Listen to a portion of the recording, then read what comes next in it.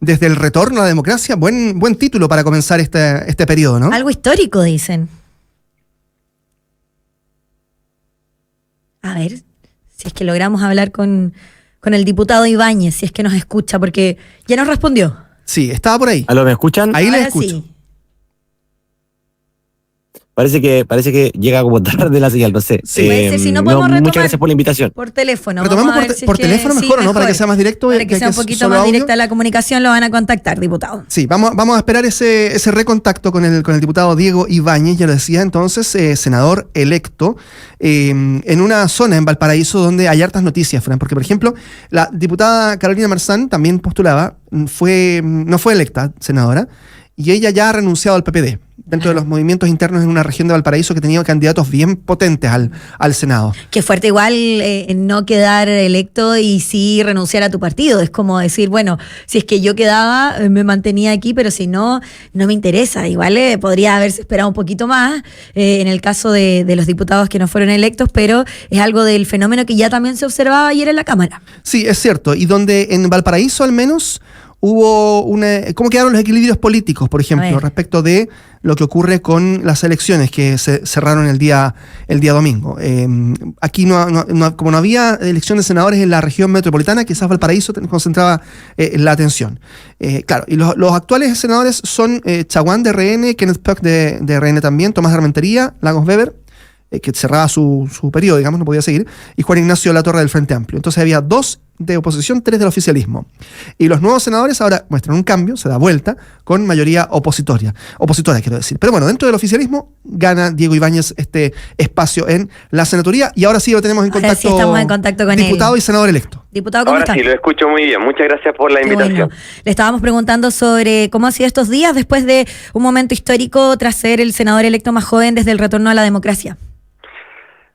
Bueno, todavía estoy masticando un poco los resultados. Agradezco mucho la confianza de la región de Valparaíso, la región que me vio crecer, y bueno, con hartas ganas de llegar al Senado y poder contribuir un poquito a que avancen más rápido los proyectos de ley y tratar de representar bien la región de Valparaíso. Hay hartas cosas que creo que están pendientes en materia local, la ley de patrimonio, el royalty portuario, y creo que es importante que haya allí alguien que dinamice ese debate, y yo súper disponible a construir esos acuerdos, y por lo demás me lo tomo con mucha responsabilidad. Eso es lo importante también para cada uno de los senadores y bueno, también diputados electos. Y también dentro de su campaña usted hablaba sobre la región de Valparaíso, que necesita más crecimiento económico, seguridad, transporte digno, mejor salud, dentro de también las temáticas que usted nos mencionaba recién. ¿Cuáles son los mayores desafíos respecto a cada uno de estos temas y también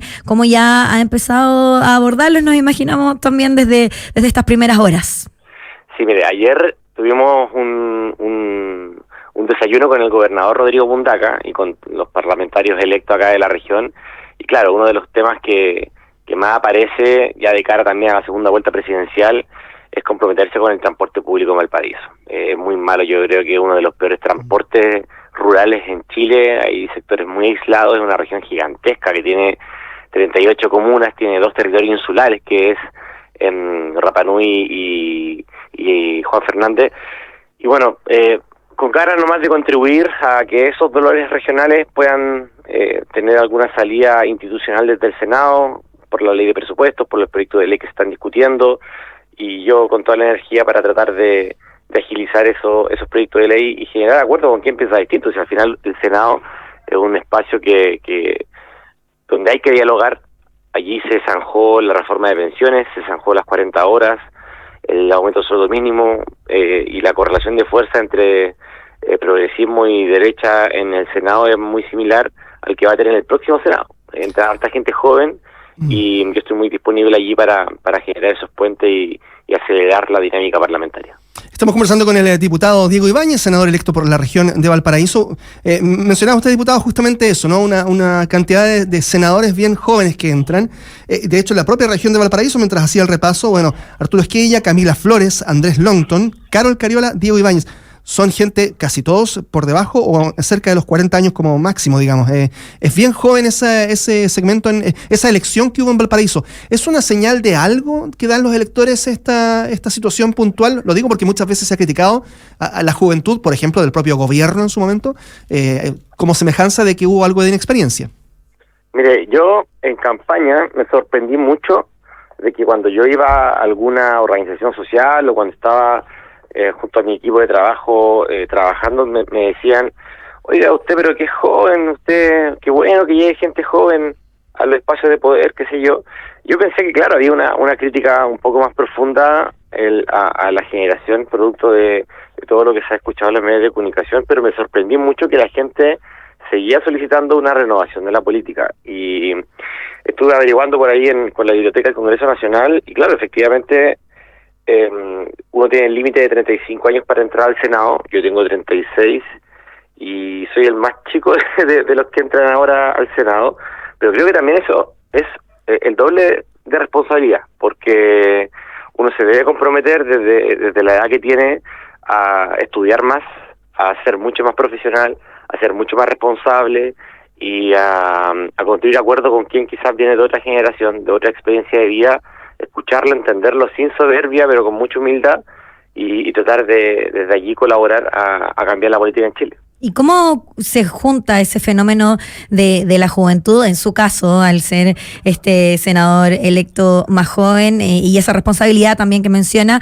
con ese electorado también joven? Porque ha mencionado de que siente que su voto también iba desde la juventud, que ha movilizado mucho ese voto descontento de la juventud y que también lo hemos visto no solo en campañas como las senatoriales, sino que también en las presidenciales, que también es un fenómeno lo que ocurre con ese voto juvenil que quizás no habla en las encuestas, que quizás tiene otra perspectiva política.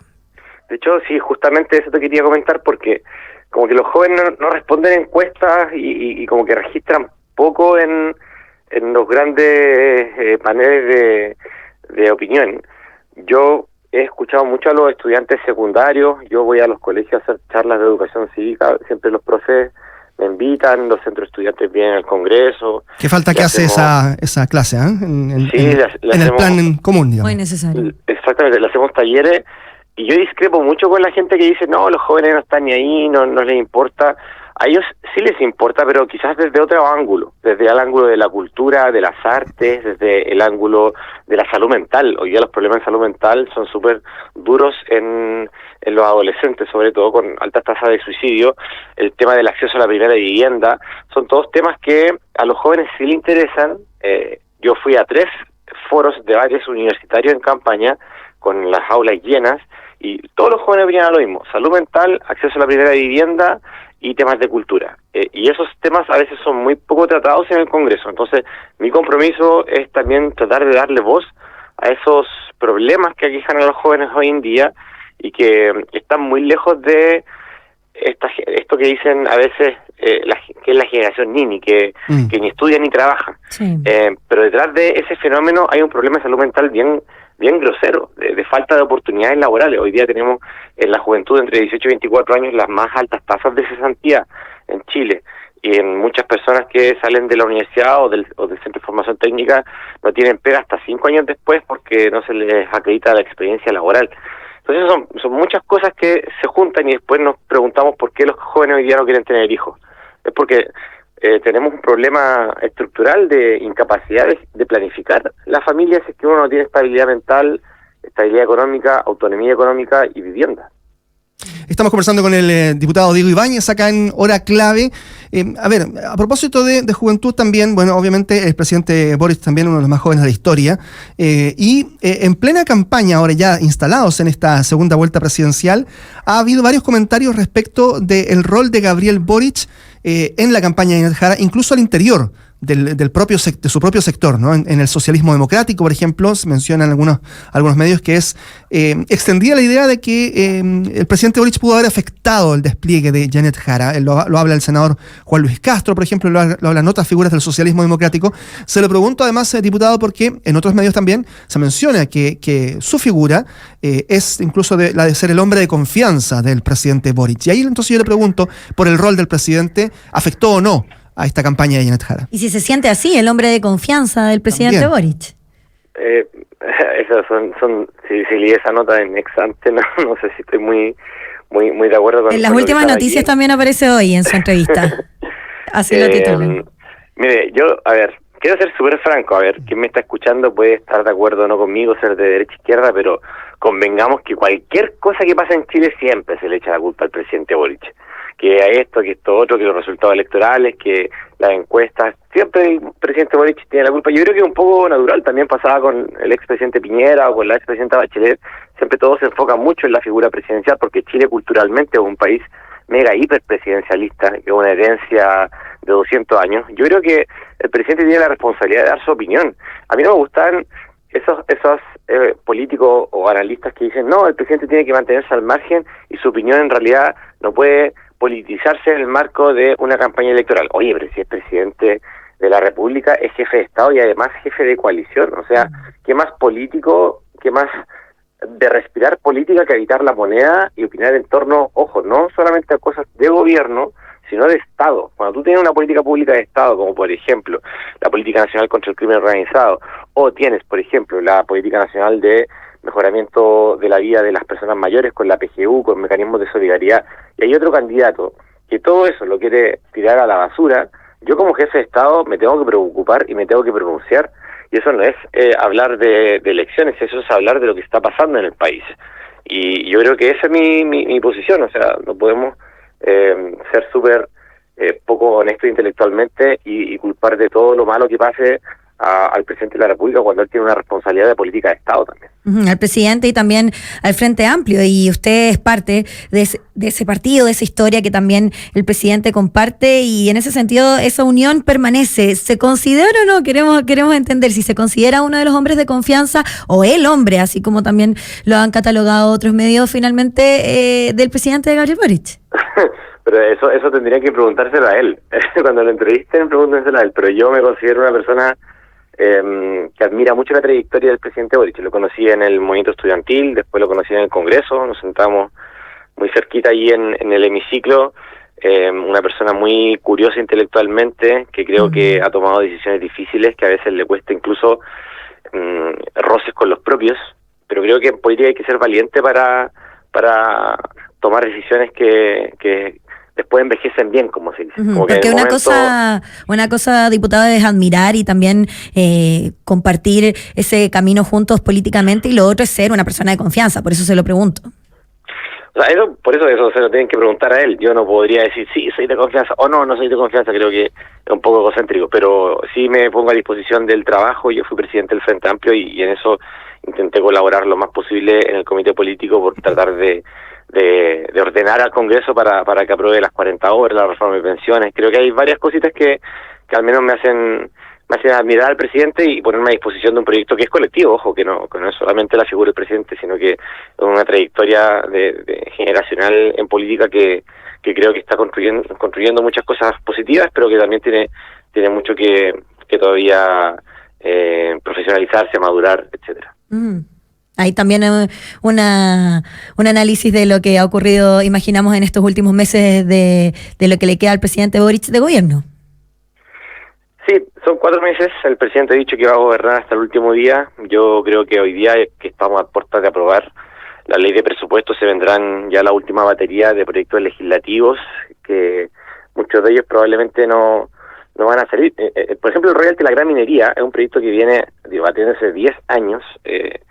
La reforma de pensiones se debatía hace 10 años. Hay muchos proyectos que obviamente no van a salir en este periodo, pero que es importante clavar la bandera del cambio social para que después en el futuro se puedan seguir impulsando, y eso es lo que yo espero del gobierno de aquí al 11 de marzo. Sí, diputado Diego Áñez, nos quedan unos segundos nada más, pero a ver, Janet Jara gana con el 26,8% de los votos, José Antonio Kast 23,9%, 400.000 votos aprox de distancia entre ellos, y después, de acuerdo a lo que uno lee, obviamente en relación directa a la ideología y a la posición política del resto de los candidatos, no hay mucho más de donde sacar directamente votos. ¿De dónde va a sacar Janet Jara los votos para derrotar en segunda vuelta a José Antonio Kast? Mire, yo creo que nadie es dueño de sus votos, hay que salir a convencer. Hoy día estamos en un mundo donde el eje derecha-izquierda es súper volátil, la gente no se está identificando con programas tan densos ideológicamente, sino más bien con rasgos de las personalidades, de las capacidades de diálogo de cada candidato, y ahí creo que Janet Jara corre con ventaja. Es una persona que ha generado objetivamente cosas materiales concretas, ha generado acuerdos con quien piensa distinto, ha tenido avances legislativos, ella fue la artífice de muchos avances sociales, a diferencia de Kast, que a todo le dice que no, vota todo que no, su partido vota todo que no, y todo lo rechaza porque lo propone alguien que piensa distinto a ellos. Yo creo que por ahí parte bien. Ahora, es obvio, es evidente que hay una complejidad en ir a buscar los votos de Matei o buscar los votos de Parisi, pero yo creo que se puede articular una mayoría integrando muchos de sus elementos del programa, por ejemplo, el IVA a los remedios de Parisi o políticas públicas que vayan a confrontar directamente los altos sueldos dentro del aparato del Estado. De hecho, hemos presentado muchos proyectos de ley como Frente Amplio sobre aquello, y yo creo que conversando sobre esas cosas que le hacen sentido, vamos a poder construir una mayoría en segunda vuelta. Y que también ayer Darío Quiroga, desde el comando de Janet Jara, decía que es el momento para entregar explicaciones de cómo se van a cumplir las promesas, en el caso de José Antonio Kast. Sí, porque yo leo al asesor de Kast, y yo que soy de la región de Valparaíso, y se lee una entrevista donde el asesor de Kast dice que va a eliminar el programa de infraestructura para el agua potable rural. Quizás alguien que me está escuchando diría, ya, pero ¿qué es eso? Bueno, en la región de Valparaíso, la zona de la Concagua y de Petorca, miles de personas les llega agua, abren la llave y les sale agua por los proyectos de agua potable rural. Si yo voy a recortar ese programa, ¿cómo voy a hacer que a esa gente, a esos niños de la escuela de Chincolco les llegue agua? O sea, son temas que, claro, quizás en la grande urbe no se viven, pero son detalles que para mí, al menos que yo habito en la región de Valparaíso, son fundamentales. Entonces, si estoy diciendo que voy a hacer algo, no tengo muy claro cómo lo voy a hacer, pero además estoy formalmente expresando que voy a recortar dineros que ayudan a gente que vive en situaciones aisladas en la ruralidad, pucha, yo de verdad tengo susto de que gane esa opción en mi región, y creo que es importante que el candidato Kast aclare y que responda a las preguntas que le hacen en los debates. Lo importante para la ciudadanía, sin duda, es que cada uno de los candidatos respondan el cómo de sus promesas, así que vamos a estar atentos también a todo ello en este mes de cara a la segunda vuelta al balotaje. Le agradecemos al senador electo por la región de Valparaíso y ahora diputado Diego Ibáñez por este contacto. Muchas gracias. Gracias, diputado. Muchas gracias a ustedes, chiquillos, por la invitación. Que esté bien. Chao, chao. Chao. Antes de cerrar nada más, voy a saludar a uno de nuestros youtuvidentes, que, bueno, de hecho Pablo Suárez nos escribe y nos dice que hoy su hermanita Josefa Suárez está de cumpleaños, cumple 18 años. Así Saludos que a Pablo, un abrazo a Josefa y por supuesto a Pablo, que siempre está ahí atento a nuestro canal de YouTube. Nos vamos. Saludos, feliz cumpleaños para ella y también para cada uno de los auditores que estén de cumpleaños. Nos vamos, viene Clave Morse. Que no está de cumpleaños, no, pero viene con mucha información. Daniel Fajardo. Regresamos mañana a las 8 en punto. Que estén bien, chao, chao. Mueveseguro.cl, la portabilidad de seguro.